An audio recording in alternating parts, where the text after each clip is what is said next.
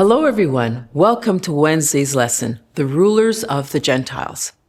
Wednesday's lesson draws a powerful parallel between ancient Israel and the New Testament church. While we often think of them as two separate stories, today we see that the church ended up repeating many of Israel's mistakes. Jesus, in Matthew 20:25-28, gave his disciples a clear warning. Don't lead like the Gentiles. Their rulers lord authority over others and seek power and position. But in God's kingdom, greatness comes through service and humility. Unfortunately, both Israel and the early church ignored this warning. Israel's request for a king, as we saw in Tuesday's lesson, led to centuries of corruption and idolatry. Their desire to be like the nations ultimately ended in captivity. But a similar pattern emerged in the Christian church, especially during the time of Constantine. While Constantine embraced Christianity in the 4th century, believers were relieved.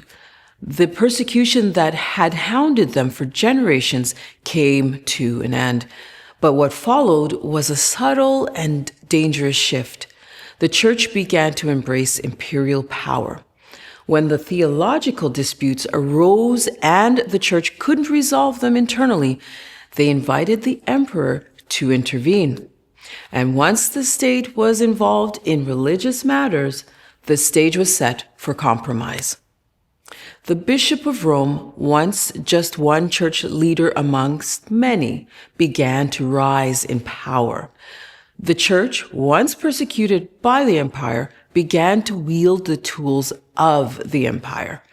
In time, the very people who had once suffered for their faith were now persecuting others in the name of that same faith.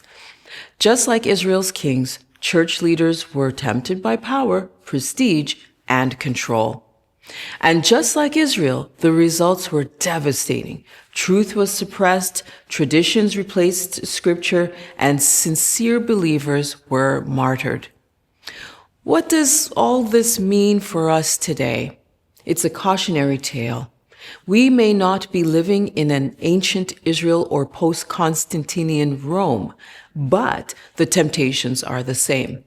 Even in our own communities, we're tempted to lead like the world, measuring success by influence, numbers, or recognition. But God calls us to something radically different. We're reminded today that the true church leads by serving. It doesn't seek power, but embraces humility. It never compromises God's truth for the sake of influence. So, here's the challenge.